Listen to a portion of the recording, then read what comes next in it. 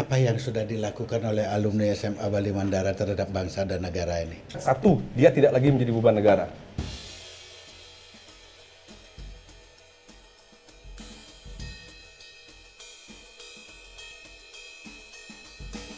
Case close kita buka pada edisi ke-25 dengan mengundang narasumber Pak Nengah Sumerto, tokoh PMK, petani muda keren. Kenapa kami mengundang Pak Nengah Sumerto? Karena melihat perkembangan media sosial, media cetak, isu-isu yang berkembang, yang menarik adalah bukan penutupan, mengeliminasi status SMA, SMK Bali Mandara yang dari dulunya boleh dikatakan mempunyai nilai yang spesifik terhadap rekrutmen, pola pendidikan, pola menampung dengan memberikan asrama. Tapi akhir-akhir ini terdapat polemik atau terjadi polemik. Bahkan ada yang dari pejabat publik menyebutkan SMA, SMK Bali Mandara dianggap produk gagal. Ya, kayak mesin mobil rusak aja deh, nggak bisa diedarkan. Padahal produknya jelas ya. Maka itu kami mengundang sesuai dengan komitmen Case Close bahwa kami bukan podcast biasa, tapi podcast yang mengandung nilai humanis. Karena orang-orang yang ada di Bali Mandara itu human being, manusia ya. Nah, kita coba mengangkat dengan mengundang Pak Nengah Sumerto sebagai mantan guru dari SMA, SMK Bali Mandara dan salah satu alumni yang bernama Eris Dwi Wahyudi. Orang Bali ya? Iya, orang Bali, Pak. Oh, gaya namamu kayak orang luar sana. Pemberian orang tua, Pak. Oh, pemberian. Ya, wajar diterima. Karena kamu tidak mempunyai hak untuk memilih waktu lahir. Benar. Jangan pernah sombong kamu kalau diberikan orang tua warisan itu. Para narasumber yang saya hormati, pada kesempatan ini saya mulai dari Pak Nengah Sumerto. Prolog saya tadi ada bahasa produk gagal. Saya harus tanya dulu dari mantan guru di sana. Kan saya dengar-dengar Pak Sumerto ini sebelum jadi guru juga orang yang sudah bekerja atau mendalami sebuah profesi. Ya? Boleh saya tahu nggak gaji waktu itu berapa sih sebelum masuk ke Bali Mandara? Waktu itu saya bekerja di perusahaan asing di level manajemen. Gajinya cukup lah 17 jutaan waktu itu, Pak. Tahun berapa itu? 2010, 2011. Ya. 2010, Ya. 17 juta. Ya. Kenapa beralih ke Bali Mandara? Kalau saya bilang itu panggilan hati. Jadi suatu siang saya makan siang, kemudian saya baca di koran, di halaman belakang itu ada iklan setengah halaman. Koran terbesar di Bali saat itu masih baik-baik saja. Saya baca Pemprov Bali bekerja sama dengan Putra Sempurna Foundation membuka sekolah bertaraf internasional untuk siswa miskin. Itu level sekolahnya. Yep. Kemudian ada lowongan di bawahnya gitu. Saya lihat di sana sekolah internasional berasrama untuk siswa miskin gitu. Jadi saya kembali Seolah-olah bahasa ini kontradiksi ya, tapi menjadi menarik kan? Ya, menarik sekali karena gini, saya punya pengalaman yang sangat buruk tentang bersekolah. Gitu. Jadi ketika saya tamat SMP, keluarga tidak mensupport saya untuk melanjutkan sekolah. Kemudian ada pihak lain yang memaksa saya untuk sekolah. Saya kembali merasa ke momen itu, Pak. Momen di mana saya nggak bisa sekolah, kemudian ada fasilitas atau ada orang yang nyekolahin saya. Jadi entah bagaimana yang saya rasakan, itu semacam saya kembali ke masa lalu gitu. Perasaannya. Dan saya sangat ingin, flashback ya. Saya sangat ingin ada di sekolah itu, meskipun lowongan yang dibuka sama sekali nggak ada yang matching dengan background saya, dengan ijazah saya nggak ada. Oh gitu. Saya diploma bahasa Inggris dan tidak ada lowongan satupun diploma di sana. Gitu. Seperti itu. Jadi menurut saya adalah heart calling yang saya ikuti, itu panggilan hati benar-benar. Meskipun saya nggak tahu gajinya berapa segala macam, saya ngelamar dan ditolak waktu itu, saya nggak lolos.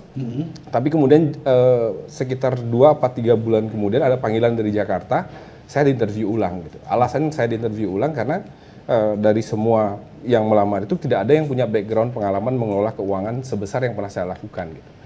Jadi sekolah sudah mulai guru-guru udah pelatihan segala macam, saya baru direkrut lagi. Yang di awal saya nggak lolos. Di awal tidak lolos. Setelah itu, setelah 3 bulan baru lolos. Iya. Nah, saya mulai dari sebelum sudah kerja, setelah masuk, walaupun pertama tidak accept, terus baru diterima. Berjalan pendidikan itu, gaji pertama itu setelah dipanggil ke Jakarta itu berapa saat kemudian? 5,5 juta Pak, gaji awalnya. Gaji awalnya 5,5 juta. Apakah Anda disappoint waktu itu dari gaji 17 ke 5 juta? Tidak sama sekali. Karena emang poin saya nggak nyari kerjaan di sana. Karena saya sudah punya kerjaan. Kalau misalnya untuk penghasilan, saya nggak terlalu peduli. Tapi saya hanya ingin ada di tempat itu.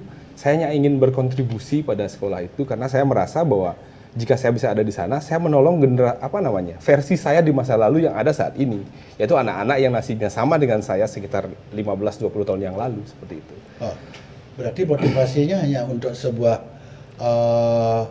rasa kemanusiaan, humanis ya. Yes. Humanis dalam artinya, oh jangan deh adik-adik saya atau anak-anak saya mempunyai nasib yang sama dengan saya. Benar Mungkin sekali. seperti itu ya. Iya, benar sekali seperti itu.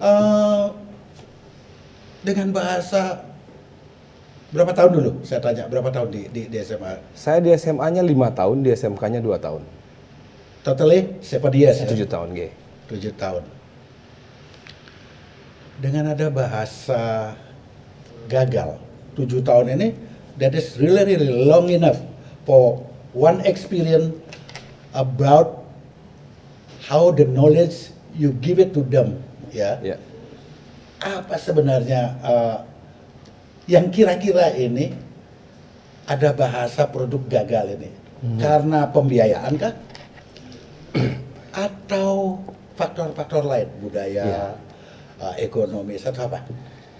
Pertama, kalau kita bilang, kalau ada yang berani menyatakan itu gagal, hal pertama yang harus kita lakukan adalah mereka harus memberitahu kita yang berhasil itu yang kayak gimana. Jadi jika tidak ada benchmarking, you cannot judge anything it's working or not working. Karena kalau saya tanya nih, pendidikan yang berhasil itu yang mana gitu. Menurut saya, tujuan dasar pendidikan adalah memanusiakan manusia, itu satu. Yang kedua, kalau misalnya kita ngomong di Indonesia, kita adalah mengentaskan kemiskinan.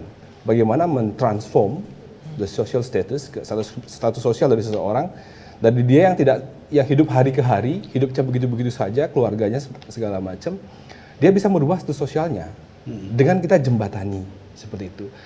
Data statistik yang saya punya, nanti mungkin bisa kita tunjukkan ya, itu angkatan pertama, kedua, ketiga itu, yang lanjut kuliah Pak, angkanya 97%, paling sedikit. Ada yang 100, 93, 97. Jika kita ngomong produk gagal dan tidak gagal, beri saya pembanding satu sekolah negeri dimanapun dia berada yang punya tingkat melanjutkan pendidikan setinggi itu. Saya nggak tahu ada apa tidak. Saya nggak tahu average dari pejabat publik ini, mungkin dia punya rekapitulasi data, punya tabulasi data sekian tahun ke masa lalu gitu ya. Dia punya angka berapa persentasenya melanjutkan kuliah. Tapi kalau bahasanya adalah standarisasi yang digunakan adalah bahwa seseorang itu dianggap sukses ketika dia melanjutkan diri ke PTN, ya menurut saya ini sumir sekali. Standarisasi rendah sekali menurut saya. Karena kalau PTN adalah target akhir dari manusia yang sekolah di SMA dan SMK, itu artinya kita sudah gagal memberikan mereka dreams, memberikan mereka motivasi gitu. Anak-anak kami tidak mampu dan segala macam, ITB gitu maksudnya, yang 10 besar nasional gitu, dapat bidik misi di UI, di UGM dan segala macam. Coba kasih saya data komparasi anak dengan level kemiskinan yang sama di sekolah lain yang dapat kartu KIP dan segala macam, dana BOS dari pusat segala macam, yang bisa living sampai ke positioning yang sama kayak gitu. Ada yang kuliah di Amerika, Pak, ada yang kuliah di Belanda, ada yang di Swiss dan segala macam. Kasih kita komparasi yang apple to apple. Jangan bilang sekolah negeri lain ada kok beasiswanya, ada kok yang bisa kuliah. Nah, yang bisa kuliah kita track. Dia kuliah sendiri apa dia dibayar orang tuanya? Anak-anak yang kami rekrut itu miskinnya miskin absolut. Artinya jika tidak ada campur tangan pihak lain, dia nggak bakal bisa melanjutkan hidup, dia melanjutkan kuliah, meningkatkan kualitas diri dan segala macam, udah nggak mungkin. Tamat sekolah jadi tukang cuci motor, selesai. Tetap akan sama posisinya dengan orang tuanya, balik lagi hidup hari ke hari, bulan ke bulan. Gitu. Jadi kalau ngomongin keberhasilan sistem pendidikan menurut saya adalah if they can change their social status. Yeah. Dan kami proven, Mbak, saya berani bilang proven. If you need data berapa orang, Ya. saya bisa kita buatin Zoom meeting deh biar mereka jelasin. Jadi kenapa kita bisa bilang proven? Sekolah di Bali Mandara 3 tahun, kemudian melanjutkan sekolah 3-4 tahun, dia sudah bisa mendapatkan pekerjaan dengan penghasilan yang bisa merubah status sosialnya. Ada sudah jadi kanit reskrim, Pak. Oh ya, ada yang masuk ke kepolisian, Akpol. Akpol ada 4 atau berapa? Akbil ada. Akbil ada Akbil satu. ada Sudah jadi trainer, sudah jadi pelatih dia di sana. Artinya itu adalah living of faith. Jadi orang itu dari sama sekali nggak berkemampuan. Dari zero ya, menjadi sesuatu. menjadi sesuatu ya. Bahkan minus, Pak. Dari minus bukan zero lagi. Nah, itu. Ada anak kami itu saya ingat sekali, angkatan kedua, dia tinggal di pinggir hutan negara di Kalibukbuk. Di pinggir hutan negara, saya ada fotonya. Rumah tempat tinggalnya tidak lebih bagus dari kandang babi saya, Pak. Just to be honest, kandang babi saya beton, Pak. Atapnya asbes. Ini enggak, ini bambu keliling atap rumbia dan dia tinggal di langit-langit. Bukan di lantai ya. Di rumah itu kecil sekali, Ya. jadi mereka tidur di dalam sana, ada babi di kolong tempat tidurnya, masak dan segala macam. Anak ini di atas tidurnya. Lantai 2 rumahnya, Pak. Lantai 2. Tapi rumbia atapnya. Level Seperti itu. 2 jangan Nah, bilang. sekarang dia ada sudah level. punya rumah. Gitu. Iya, sudah punya rumah. Orang tuanya sudah tinggal di rumah permanen. Gitu. Itu yang kalau kita ngomongin keberhasilan, menurut saya itulah keberhasilan. Pengentasan kemiskinan sebenarnya seperti itu. Dia tamat SMA, bisa belajar ke brigadir polisi, ada sekolah ikatan dinas, ada yang distis, ada yang jadi dirjen pajak, ada banyak sekali, ada yang ngasih beasiswa sekolah swasta banyak sekali. Jadi kalau orang ngasih benchmarking bahwa sekolah itu berhasil hanya ketika si anak tamat dan bisa masuk PTN, orang itu kurang gaul, Pak. Dia pengetahuannya sangat terbatas tentang pendidikan. Gitu. Backgroundnya dia mungkin tidak paham tentang pendidikan, tapi ngomong pendidikan. Kalau mau diskusi, ayo kita undang di Case Close nih, kita ajak diskusi. Seberapa deep orang yang berani menyatakan itu sebagai produk gagal, dengan background apa, dengan tolak ukur apa, dengan jurnal ilmiah yang mana yang digunakan untuk menjustifikasi bahwa itu gagal. Ya, kalau enggak ya cuman bacot doang kalau saya bilang. Gitu. Oh, berarti kita bisa rubah model Case Close ini dengan membuat diskusi kecil, mengundang narasumber, kita ngomong. Menarik mungkin, itu, Pak. Menarik ya. Mungkin akan saya usulkan kepada direktur saya, Pak Erik, sama yang lain-lain ya, sama Bu Bintang sebagai manajer ini produksi. Saya akan coba. Berarti dari aspek guru seperti itu. Boleh dikatakan tidak setuju dengan menganggap ini produk gagal. Dengan komparasi apa yang sudah dihasilkan oleh lulusan SMA, SMK Bali Mandara. Siap. Kalau dari segi mantan siswa di sana, Mantan siswa. iya dong, alumni, boleh dong mantan, biar ada cinta-cintanya dikit. Orang bercinta kan mantan dibilang kan. Nah ini mantan SMA, ya alumni ya, biar nggak norak nanti marah Pak Erik. Mantan alumni SMA Bali Mandara. Dengan bahasa tadi, Pak Nengah sebagai guru, bekas guru ya, mantan guru, statementnya jelas, sudah Anda dengar. Anda sebagai mantan alumni sana, bagaimana dengan bahasa pejabat publik yang menyatakan produk gagal? Iya, kalau misalkan secara fast forward gitu, bisa saya bilang, ya saya nggak setuju, Pak. Saya dan teman-teman berusaha mengumpulkan data untuk istilahnya kita ada komparasi data. Kita nggak mau bilang apa ini, kita nggak setuju gitu tanpa membawa data tersebut. Dan di data tersebut juga ternyata ketika kita dalami hanya berpatokan pada 3 tahun terakhir, Pak. Tahun 2018 sampai 2021. Sedangkan kita punya itu 30% dari keseluruhan kami. Kami ada 11 angkatan yang sudah lulus dan sedang mengenyam pendidikan tuh dari 2011 sampai 2021 gitu. Terus tahun 2000 lulusan 2014 sampai 2018 kurang lebih itu rata-rata sudah proven kalau mereka bisa membalik kemiskinan tersebut karena mereka sudah mulai Mengangkat berkarir, status lah ya, mengangkat status dirinya keluarga. Benar. dan keluarganya. Ya, benar. Ya. Itu. Terus Jadi ya balik lagi ke yang dibilang sama Pak Nengah, dari mana nggak gagalnya atau enggak kita kalau mau head to head untuk istilahnya dipastikan kalau kita memang gagal gitu. Komparasinya apa? Parameternya apa? Parameternya apa? Yang dipakai parameter itu apa saja, Benar. sehingga menyimpulkan sebuah kata gagal. Ya, benar. Berarti, terus saya tanya, kamu angkatan keberapa? Saya kebetulan angkatan pertama. Angkatan pertama, berarti 2011 ya? Ya, 2011. Angkatan pertama. Dari angkatanmu, Ya. berapa yang masuk ke universitas negeri? Atau di mana saja diterima? Ada nggak kamu datanya? Nah, angkatan kamu dulu? Ya, angkatan saya. Sebenarnya angkatan saya itu juga bisa dibilang kita paling apa ya? Bukan membesarkan ya, tapi kita yang usahanya paling tinggi karena kita sekolah baru dan kita adalah lulusan pertama. Iya. Lulusan pertama. Dan di mana PTN perguruan tinggi negeri belum tentu tahu sekolah kami. Apa itu SMA Balinandara? Iya, Mungkin benar. begitu ya. Iya. Karena kalau dulu kalau misalnya rekrutmen untuk PTN itu kan ada 3 jalur. Ya. Salah satunya undangan, kemudian ada SBMPTN. Nah, undangan di sini mereka biasanya menerima lulusan dari Yang sekolah populer lah. yang populer. Ya, benar. Sedangkan pada saat kelulusan kami itu hampir 40% kami diterima di PTN. Rata-rata ada yang undangan dan yang teman-teman dari SBMPTN, jadi tes tulis lagi itu. Jadi istilahnya kalau tidak ada Balimandara, belum tentu kami bisa seperti itu. 40% itu bidik misi ya? Ya, bidik misi. Bidik misi di yang levelnya ya yang saya sampaikan tadi UGM, UI, Unibra. Ya, benar. Yang levelnya ya diketahui secara nasional gitu. Iya, artinya mempunyai grade tersendiri Tinggi. lah ya. Di nasional. Ya, di nasional ya. Yang di ITB ada nggak? Ada. Letting Ada. berapa orang?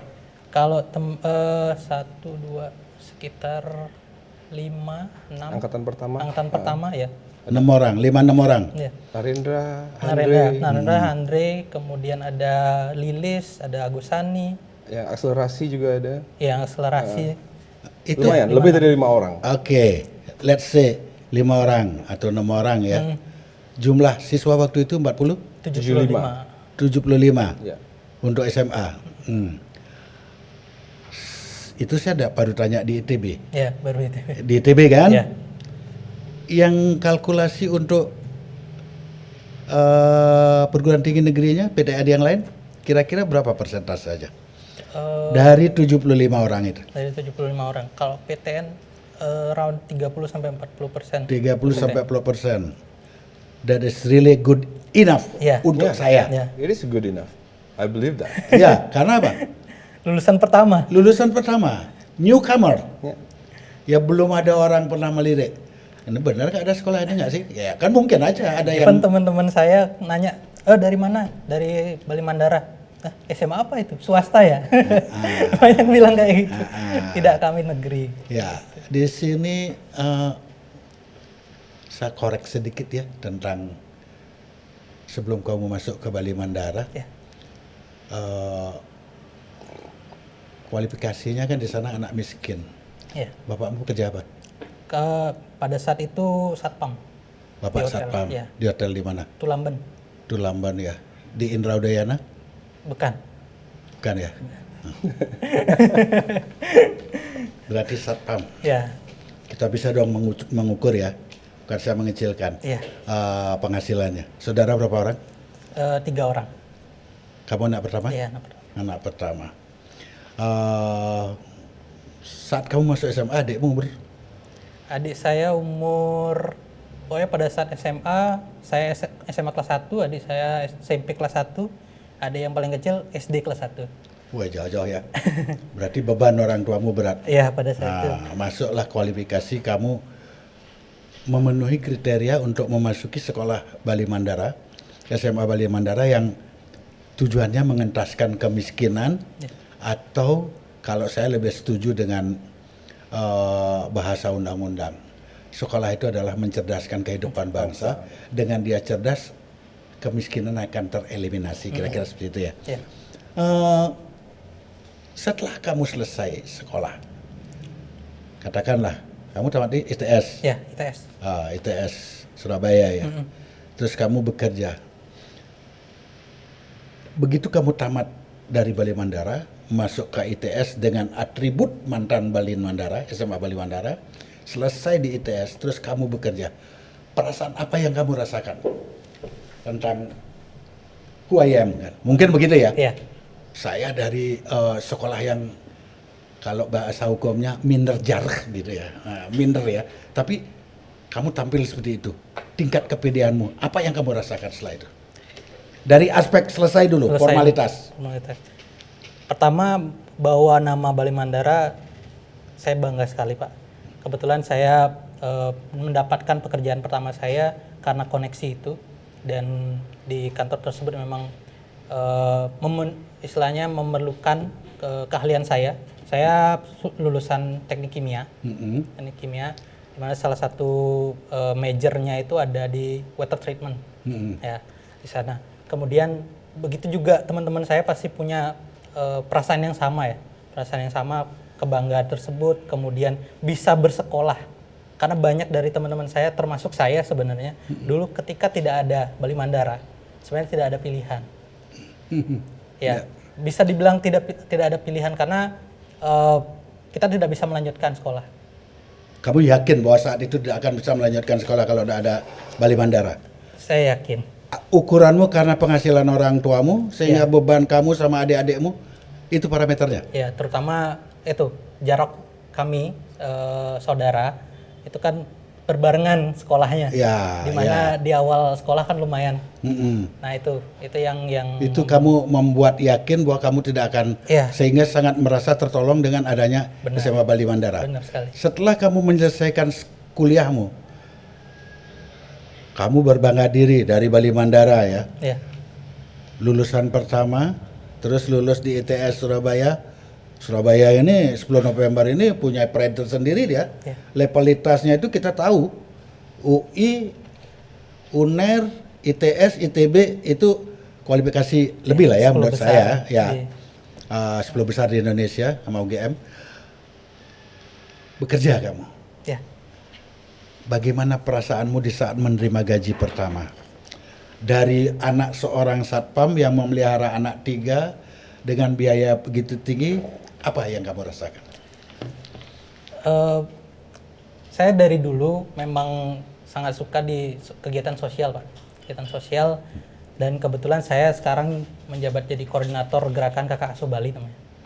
Gerakan Kakak Asuh Bali yang dimana gerakan ini juga membantu adik-adik kita di pelosok-pelosok, terutama adik-adik SD, SMP, kita bantu dengan memberikan bekal.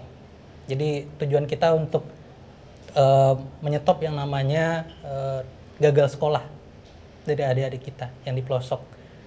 Dimana gaji pertama saya Kamu sumbangkan ke sana? sana. Great, luar biasa. Saya bangga ya. Itu salah satu mungkin istilahnya jiwa itu dibangkitkan di sekolah. Ya. Karena di sekolah kita juga ada program sekolah yang namanya community service. Jadi kita ada yang ke panti jompo, ada yang ke SLB, ada yang ke sekolah-sekolah untuk mengajar seperti itu. Jadi give back to Iya. society itu memang diajarkan dari sekolah. Dari sekolah. Ya. Berarti itu kebanggaanmu. Bagaimana kamu menanggapi, saya loh anak satpam, bapak saya seperti itu, saya sekarang mempunyai keinginan nggak kamu mengangkat harkat derajat dirimu dan keluargamu? Iya. Punya? Ya. Merasa nggak kamu bahwa itu kamu sebenarnya adalah bagian dari agent of change untuk keluargamu? Ya. Apa reaksi bapakmu begitu kamu selesai kuliah dari ITS? Eh, tentunya bangga ya Bangga, sebagai pasti. orang tua. Saya juga yakin itu. Yakin saya itu. Ya terus?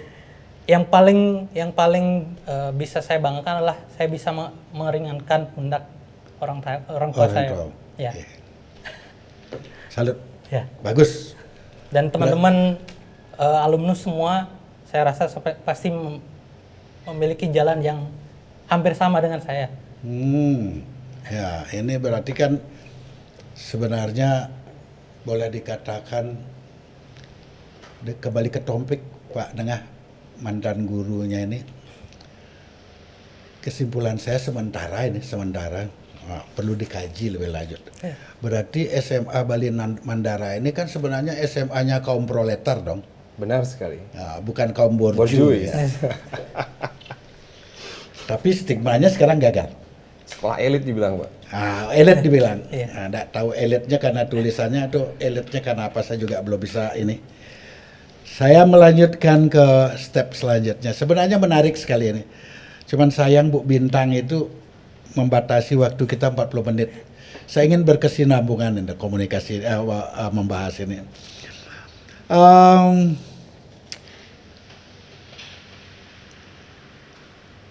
Itu sudah juga menaikkan taraf hidup, otomatis taraf hidup ya.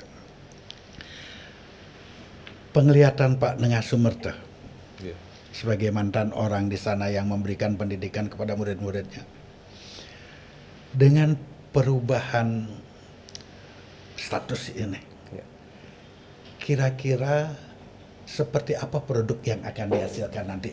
Comparing before and after. Oke. This is a hard thing to Ini explain. saya tidak ingin dijawab secara emosional, tapi ya jangan emosional, objektif. Ya. Asumsi berdasarkan knowledge yang benar. Jadi gini Pak, ada sebuah pepatah yang menyatakan bahwa kita tidak mungkin bisa melawan waktu. Jadi waktulah yang menjadi pembatas. Kenapa saya bilang seperti itu? Di sekolah-sekolah reguler, anak-anak itu hanya mengalami fase pendidikan sekitar 6 jam per harinya, dan itu fase formal. Di dalam kelas, interaksinya saya nggak tahu sistem pendidikan saat ini. Kita abaikan COVID lah, kita anggapnya sekolah Normal, sekolah biasa lah. Sekolah biasa. Sebelum COVID, sebelum 2019. Jadi cuma ada delivering knowledge dengan cara seperti itu yang saya nggak tahu interaksinya seperti apa, absorbent percentage-nya seperti apa, berapa persen yang bisa dipahami oleh siswa dan segala macam.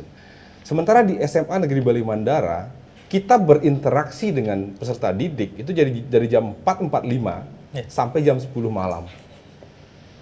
Jadi kami punya value dari Putra Sampurna Foundation yang di awal itu adalah lead by showing, Pak. Kita nggak boleh nyuruh dia bangun 4.45 jika saya nggak bangun 4.45. Saya bangun jam 4.45, sampai detik ini kebiasaan itu belum bisa saya hapus. Jadi 4.45 saya bangun, mereka exercise, saya harus exercise. Nyuruh mereka olahraga, saya harus olahraga bersama mereka. Leading by showing gitu. Jadi kalau kita ngomongin interaksi, kita kalau 6 jam dibandingin dengan jam 4 sampai jam 10, itu mungkin 2 kali lipat lebih ya. Nah, dan bentuk interaksi kita itu variatif, tidak hanya di dalam kelas, guru delivering speech. Kita punya leadership, entrepreneurship, kita punya lifelong learning, kita punya skill set yang lain, kita inviting orang dari luar untuk educating ke tempat kita, anak-anak kita berinteraksi dengan komunitas lain, mereka keluar, mereka lomba internasional dan segala macam. Ada banyak sekali tahapan. Bapak jangan heran, guru di Bali Mandara itu jam setengah 10 malam itu baru lepas dasi, Pak. Jadi ketika mereka selesai belajar sore, dia masih ngajar jadi pembina akademik, anak-anak yang lomba gitu misalnya. Kemudian ada siswa yang merasa dirinya tidak cukup pengetahuannya, 3-4 orang dicari gurunya di asrama, belajar lagi di asrama. Jadi mereka itu orang yang sangat haus sekali Haus akan ilmu pengetahuan ya. Karena mereka tahu this is the only pathway gitu. Ini satu-satunya jalan buat mereka escape dari keadaan ekonomi ini. Karena kita sudah tunjukin, jika kamu ikutin jalan ini dengan benar, tujuannya di sana. Kamu akan bisa sampai ke sana. Angkatan pertama memang paling berat karena kami nggak bisa nunjukin targetmu di sana. Tapi angkatan kedua gampang. Kalau kamu kayak gini bisa lo kayak Kak Heris, bisa lo kayak Kak Narendra. Dia di sana. Dan ketika mereka lanjut ke UI, ke UGM, sudah ada kakak yang di sana, Pak. Jadi motivasi mereka yang paling mereka khawatirkan adalah dengan siapa saya di sana udah hilang. Kamu sudah punya kakak dan dia ada kakak dia sudah dari sekolah kan dia masing-masing dia punya adik 2 di angkatan kedua, dia punya adik 3 di angkatan ketiga seperti itu. Jadi kalau saya bilang mengkomparasi hasil, jawabannya tadi waktu. dan Waktu yang bentuk akan interaksi. Jadi kalau waktunya cukup, interaksinya bagus, membentuk manusia itu gampang. Tapi kalau misalnya bentuk sistem pendidikannya masih sama dari tahun 1945, Pak Man alami, saya alami, dan mereka alami, duduk di kelas, dia omongin itu gitu-gitu, gurunya nulis, kita baca, saya nggak tahu apa yang akan terdelivery. Sementara kami sudah membuat prototipe pendidikan yang holistik gitu. Kita nggak hanya ngomongin akademik, Pak, kita ngomongin leadership, kita ngomongin entrepreneurship. Mereka itu kita ajak praktek untuk buat bisnis. Mereka itu kita ajak praktek untuk berinteraksi, mengambil keputusan, memanage hidup mereka, memanage event dan lain sebagainya.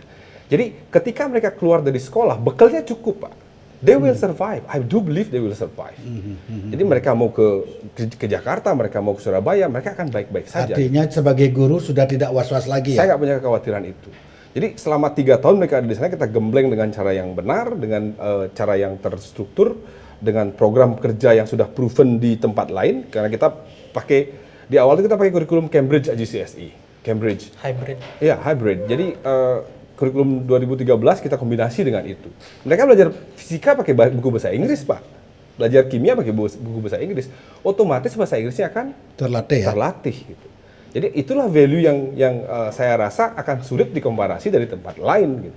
Dan pertanyaan yang paling sederhana aja, jika di sekolah biasa tidak ngasih makan, tidak ngasih baju, tidak ngasih sepatu, dan hanya belajar 6 jam, dikomparasi dengan yang kita kerjakan, ya nggak bisa dibandingkan dong biayanya.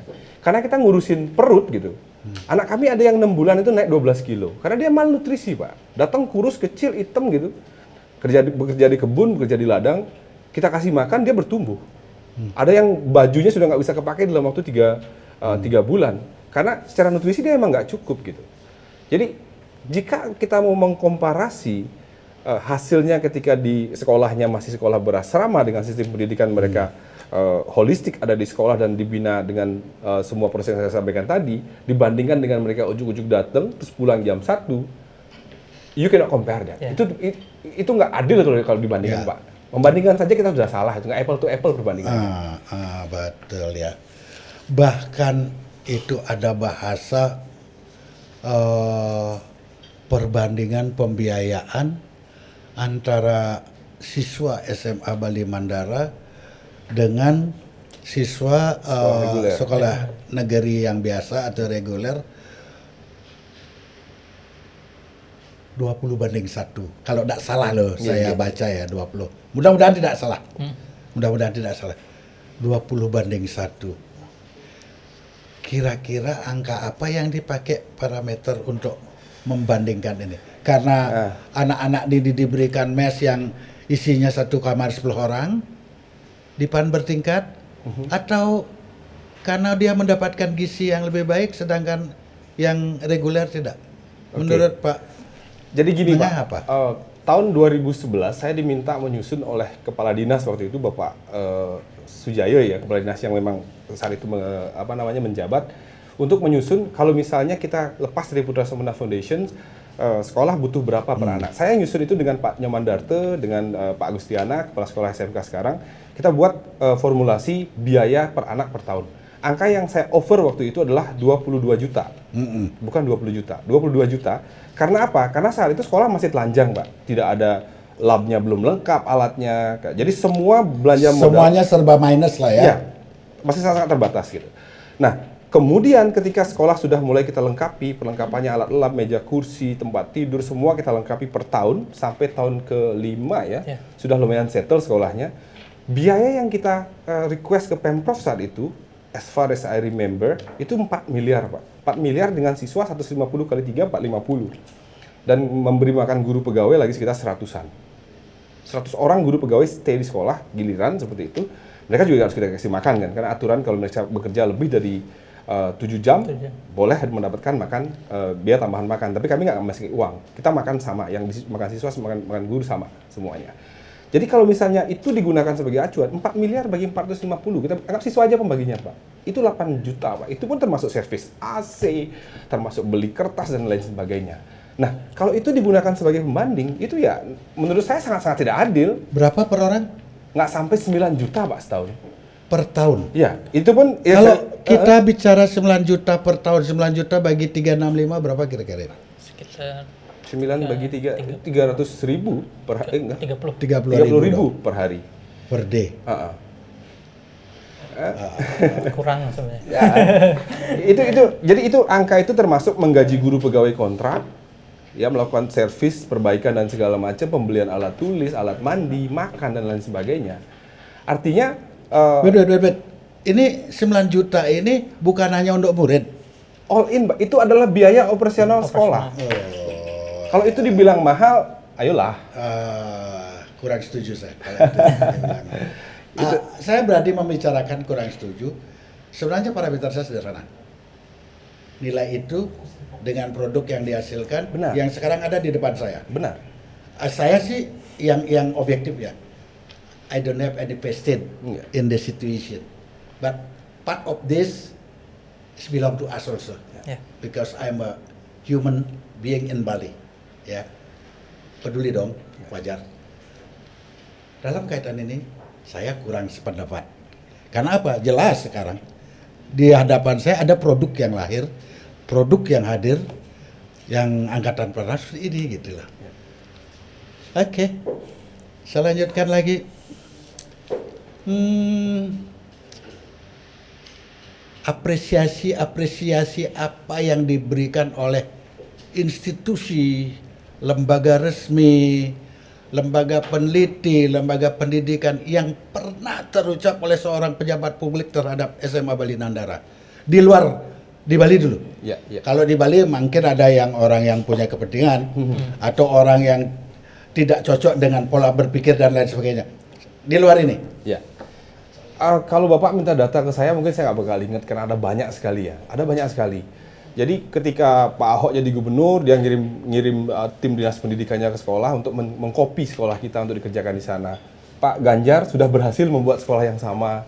Kemudian ada banyak sekali kalau kita bilang studi banding dari provinsi dan kabupaten, karena kita di mana-mana ketika lomba internasional, lomba nasional, anak-anak kita muncul. Jadi kalau misalnya setiap tahun dulu tuh pasti ada yang bawa medali dari Olimpiade, dari luar itu ada. ISEF gitu. Kau terakhir lomba di mana? Setiap tahun itu 2 medali internasional. Pasti ada gitu. Ada. Kalau yang cuman Olimpiade, opsi itu biasalah bagi kami. Kita ngomong internasionalnya. Sehingga visitasi itu banyak sekali. Pak Yusuf Kala datang, Pak. Ya. Pak Yusuf Kala. Pak Luhut Binsar Panjaitan datang.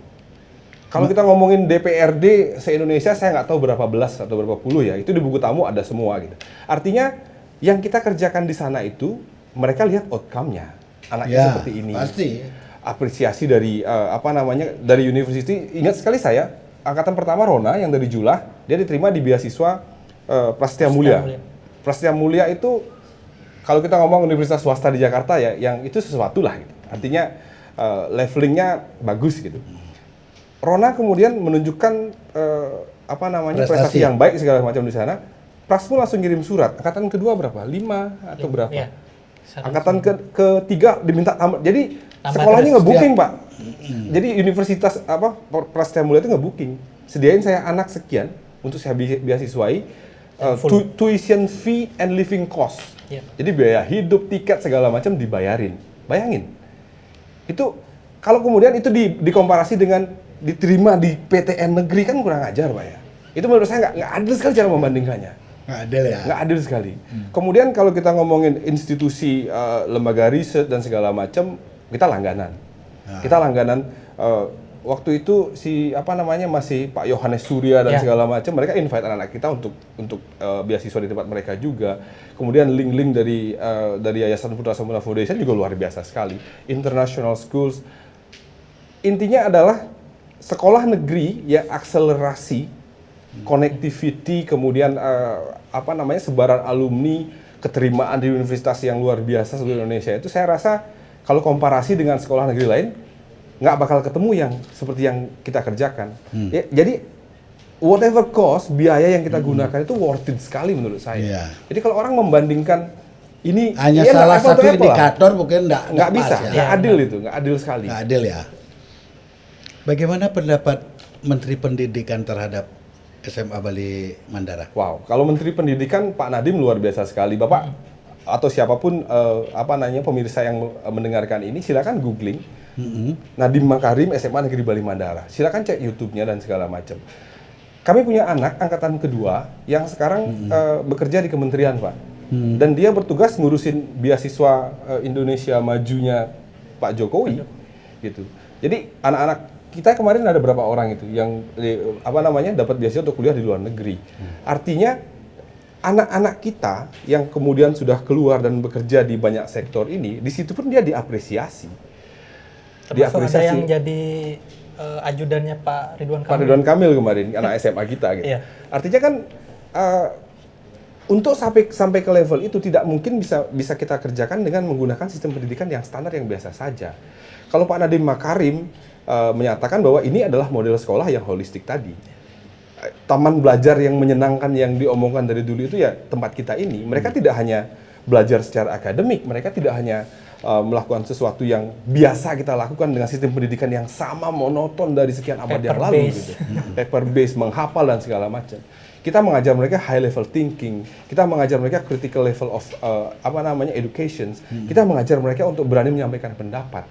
Tidak ada moment of boring di sana. Orang bosen tuh nggak ada di sana, Pak. Artinya semuanya enjoying ya. Semua menikmati proses yang mereka alami karena mereka tahu jika mereka mengikuti pola ini, maka mereka akan sampai pada target yang sudah bisa dibuktikan oleh kakak-kakaknya. You just need to follow the step. Gitu. Jadi sudah jelas kalau kamu kayak gini, misalnya alumni pulang, Pak. Alumni pulang liburan dari universitasnya, mereka akan stay di sekolah, Pak. Oh ya? Mereka akan membagikan semua pengetahuan yang dia alami di sana. What you do, what you don't. Yeah. Itu sekolah lain ada nggak seperti itu? Yeah. No, they don't have that experience. Misalnya yang di Akpol nih, dia akan pulang, dia akan menjelaskan ini proses tes yang harus kamu kerjakan. Kamu bangun jam sekian, jam 1 kamu harus lari, harus kamu olahraga, bla bla bla, angkat berat, push up dan segala macam. Dia akan diedukasi. Ini psikotes yang harus kamu kejar dan seterusnya dan seterusnya. Artinya proses educating itu tidak hanya dari kami. Alumni yang sudah bekerja dia akan pulang lagi. Alumni dia akan sudah pulang. Pernah mengajar di sana memberikan apa yang dia peroleh di luar. Benar sekali. Menyampaikan kepada adik-adiknya atau kepada alma maternya. Ya. Oke, saya agree semua yang tadi. Saya kembali ke step awal. Sebelum ada alumni. Ya. Berarti ada progres dong yang harus begitu ketat dilakukan seleksi terhadap. Jangan artinya karena nih anaknya si X dia tidak mampu kenal dengan Ngasuh Merta terus diterima. Seperti apa modelnya? Seleksi yang dilakukan. Rekrutmen kami rekrutmen. Proses rekrutmen itu adalah proses yang paling berat, paling panjang dan saya rasa jika dibandingkan dengan rekrutmen apapun yang ada di negeri ini, mungkin nggak ada yang seribet kami, Pak. Merekrut siswa itu waktunya 6 bulan. 6 bulan? 6 bulan, with all of your energy. Jadi pertama kita presentasi ke sekolah-sekolah, kita kasih aturan mainnya seperti ini, kepala sekolah kasih rekomendasi, anak yang dianggap berprestasi dan tidak mampu, yang tidak mampunya kita yang utamakan gitu. Kemudian satu sekolah kita izinkan ngirim 10, tapi paling cuma 3 atau 4 per sekolah ya. Itu kita seleksi dulu paper base, kita masukin tabulasi data, kita punya formula, tertabulasi. Setelah itu kita lakukan home visit. Kita kunjungi one on one, Pak. Yeah. One on one dan interviewnya nggak hanya langsung into that family. Jadi kita ke Kelian Banjarnya, kita ke tetangganya, kita cek kudang areng lah tanah, dari penyakap atau apa, motornya apa, rumahnya luas bangunannya apa, lantainya apa. Ada 21 indikator kemiskinan. Silakan cari. Ada nggak indikator kemiskinan yang sampai sedetail yang kita kerjakan? Saya garansi tidak ada, Pak. Bahkan kartu Indonesia Sehat, kartu Indonesia Pintar itu nggak ada sampai detail seperti itu. Luas lantai, jenis tembok, langit-langit, sumber listrik dari mana, atap rumah apa, air minumnya apa, makanan bla bla bla. Ada pernah liburan nggak? Kita interview semuanya dengan yes no question, iya tidak segala macam. Kita gali apakah anaknya excited, dia pengen sekolah apa enggak segala macam. Kita justifikasi seperti itu. Kita tabulasi lagi datanya, Pak. Itu ke gunung-gunung, ke bukit-bukit, ada teman saya kecelakaan, kakinya patah segala macam, udah that's a history. Nyebrang pangkung dan segala macam. Udah biasa lah. Baru kita tabulasi lagi, setelah kita tabulasi, kita ranking. Jebret ranking, kemudian kita undang ke sekolah 2N kali 10%. Jika kita mencari siswa itu 150, kita akan undang 30 plus 15, 315 kita undang. Nah, di sini ini ada interview, ada focus group discussion. Interview ini tidak kita saja yang melakukan. Kita undang semua stakeholder. DPRD kita undang, Dinas Pendidikan Provinsi, Dinas Pendidikan Kabupaten, LSM, media, donor, sponsor Putra Semena Foundation, everybody. Kita membuat itu menjadi seadil-adilnya. Satu orang anak diwawancarai minimal oleh 3 orang dari sumber institusi yang berbeda. Skill yang berbeda. Institusi yang berbeda. Baru kemudian kita justifikasi anak ini masuk apa enggak. Itu baru rekomendasi 1, Pak. Kemudian ada tes potensi akademik. Karena kami tidak mau membeli kucing dalam karung. Karena bagaimanapun juga aspek intelijensi juga Knowledge. penting juga. Iya. Gitu. Jadi tes potensi akademik. Baru kemudian kita menggunakan psychotest. Kita tes psikologi aja udah 100-an juta itu. Kalau segitu, gimana kita bisa bilang angkanya harus kecil? Kenapa kita tes psikologi? Bagaimana kalau ada psikopat, orang tinggal di asrama? Di sekolah lain di Jawa Tengah itu bunuh-bunuhan, Pak. Karena tidak ada psikotes, kita nggak tahu anak itu punya permasalahan kesehatan Kejiwaan. mental atau apa gitu. Dari psikotes ini kemudian kita ranking lagi, kita tabulasi lagi, kemudian ada FGD, kita lihat gimana cara dia bereaksi. Ada talent, kita tidak hanya menerima siswa yang pintar saja. Jadi ada yang 2 gambel, ada yang atlet dan segala macam, semua kita fasilitasi. Nggak harus pintar itu di akademik, enggak. Yang penting kamu punya kemampuan intelijensi yang lumayan, dan kemudian kamu punya talent, kita bisa akomodasi gitu. Ada anak kita yang bahkan pakai prostetik, kaki palsu segala macam, ada yang matanya bermasalah segala macam. Kita inklusi, kita tidak melakukan diskriminasi atau apa, tidak harus yang pintar. Kalau bicara pintar, peringkat 10 besar pun belum tentu kita punya. Psikotes itu adalah menjawab semua prasangka bahwa kita mengumpulkan siswa yang pintar saja. No. Dul normal itu artinya anak yang biasa-biasa saja secara kemampuan intelijensi. Itu hampir 80%, Pak. Dul normal, bright berapa? 5 apa 10%. Di atas bright sebelum genius itu langka sekali barang itu. Jadi jika mereka bilang superior, mereka bilang bahwa kita ngumpulin orang pintar, that's wrong. Kami punya datanya semua. Kami punya fotokopi rapornya dia dari SD sampai SMP. Kami punya ijazahnya semua. Mari kalau misalnya ada orang berprasangka seperti itu, datang laksana, cek. Nah, sebagian orang yang bicara ini orang yang nggak pernah datang, orang yang nggak pernah pegang data. Buktinya 20 juta itu adalah data yang saya buat 2011 ketika sekolah belum baik-baik saja. Detik ini saya punya RKA-nya, saya punya RKS-nya. Itu cuma 4 miliar. Dari mana angka 20? Artinya mereka tidak mentabulasi data dan tinggal bacot saja gitu. Cuman ngomong ya Iya, tanpa cuma ngomong didasari saja. data. Jadi proses rekrutmen yang kita kerjakan itu, kemudian ada surat keterangan dari kepala desa, ada surat dari kepala sekolah, kemudian ada proses dari panitia seleksi yang juga berasal dari luar, semua neken itu, Pak. Artinya setelah itu kan dapat kita tabulasi, 315 orang itu ditabulasi. Ini adalah proses yang paling melelahkan. Kita melakukan compare one on one dengan seluruh panitia. Bilanglah panitia yang pertama itu kita cuma ber-25 orang, Pak, guru pegawai tahun 2011, angkatan kedua. Tapi ketika di angkatan kelima, angkatan ke-6 udah sekitar 100 orang, Pak. Kita menyamakan persepsi 100 orang ini untuk sepakat mengadili yang ini in apa out. 315 itu kita adili satu persatu, Pak. Iya, si A. Udah nggak punya bapak gini-gini. Oh, ini anaknya agak kurang bla bla bla bla. Oke, kita kasih kuning. Nilainya cuma 3, kuning, merah, hijau. Kemudian ketika yang misalnya sudah pasti merah, oh ini ternyata ibunya masih mampu nih kira-kira sekolah dan segala macam. Oke, merah. Oh ini dia yatim piatu, bapaknya meninggal, ibunya menikah lagi, dia tinggal dengan dadong yang miskin bla bla. Oke, pasti hijau kan. Terus ada yang ragu-ragu kuning dan segala macam. Kita justifikasi merah. Kita kumpulin hijaunya. Ternyata dapat kita jadi 150, hijaunya 200, Pak. Bapak mau gimana? Hijaunya ini kita harus filtrasi lagi, one on one lagi. Si ini dengan si ini, kita lebih tega buang siapa? Bayangin, Pak.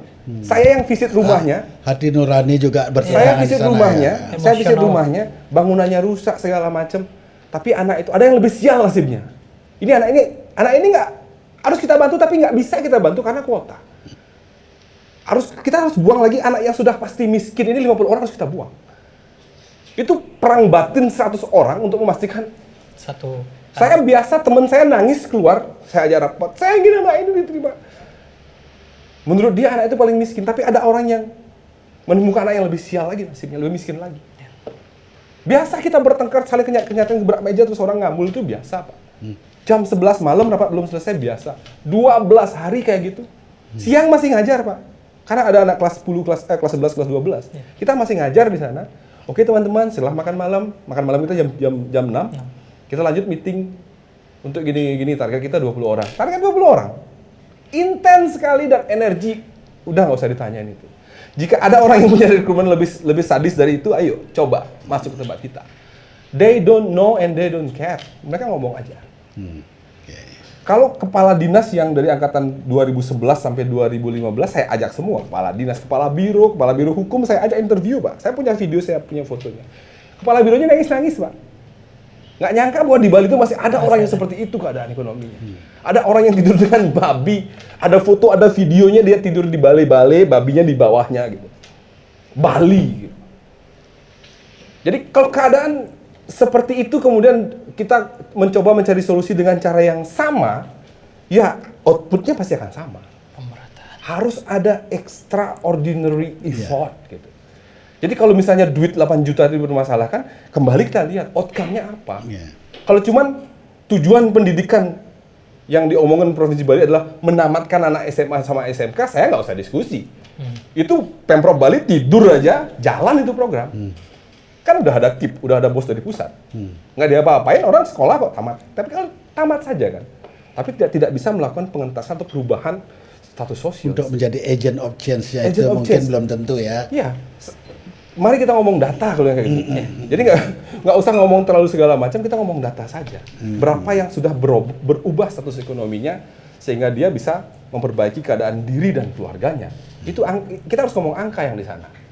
Artinya ada data resmi lah ya. Ya. Oke, saya menuju ke pertanyaan terakhir. Apa yang sudah dilakukan oleh alumni SMA Bali Mandara terhadap bangsa dan negara ini? Pertama, Pak, kalau saya mau ngejoke sedikit ya, paling tidak satu, dia tidak lagi menjadi beban negara. Itu satu ya. That's true. Mereka tidak lagi jadi beban negara. Yang kedua, dia membantu negara untuk membebaskan adik-adiknya dari beban menjadi beban negara. Itu kedua. Yang ketiga, kalau kita ngomongin sumbangsih, relatif ya, ada yang kerja di sektor ini, kerja di sektor itu. Yang saya lihat adalah mereka bisa mentransform, mereka bisa memberikan impact ke sekolah lingkungan sosial mereka. Jadi kayak Eris dia bisa sekolahin anak SD, anak SMP, Pak. Yang dulu mungkin nggak pernah terbayang dia bisa melakukan itu. Gitu. Kalau mungkin anak asuh dan segala macam udah banyak sekali yang bisa kita kerjakan. Itu kalau kita bicara tentang asas manfaat dari keberadaan sekolah itu, kembali kita lihat sebenarnya tujuan dari pendidikan selain mencerdaskan kehidupan bangsa tadi itu apa? Tujuan dari didirikannya sekolah itu adalah untuk menjawab pertanyaan mengapa setelah sekian puluh tahun sistem pendidikan ini seperti ini, setelah sekian ribu triliun uang yang dikeluarkan oleh pemerintah, kemiskinan itu tetap berlanjut. Something is wrong. Kemudian nggak ada yang lihat salahnya di mana. Maka dibuatlah prototipe seperti ini, and it's proven. Dan this is not the only school with this system, Pak. Putra Sempurna Foundation buat 4 yang seperti ini.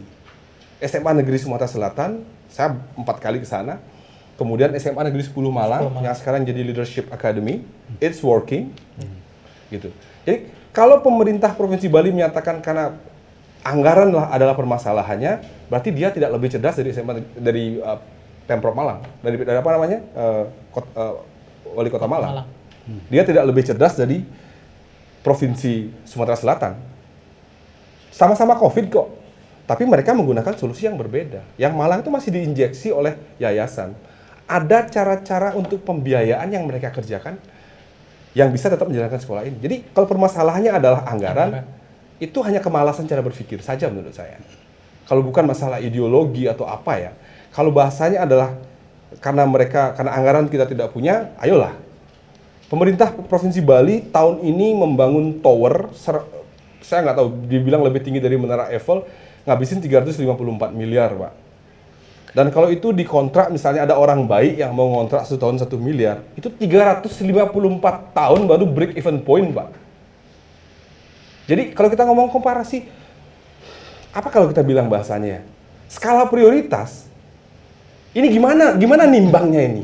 Nyelamatin orang, 150 orang per tahun yang pasti akan baik-baik saja hidupnya, sama bangun tower ngutang 354 tahun, lebih dimilih membangun tower.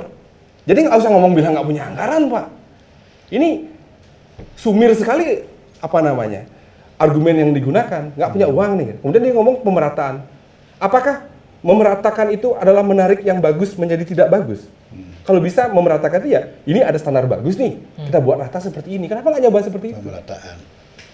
Sebenarnya menarik sekali Pak Dengah. Kalau saya ingin bicara banyak sekali soal ini, tapi karena waktu pula yang harus membatasi kita. Semuanya itu ada batas. Sebelum ini kita akhiri pertemuan ini, mungkin saya isi closing statement. Kalau dari penjelasan tadi, sebenarnya idealisme atau pembuatan sekolah Bali Mandara ini sangat cocok dengan ideologi politiknya Bung Karno untuk mengentaskan kemiskinan, berdiri di atas kaki sendiri, meningkatkan kecerdasan bangsa yang lebih fenomenal.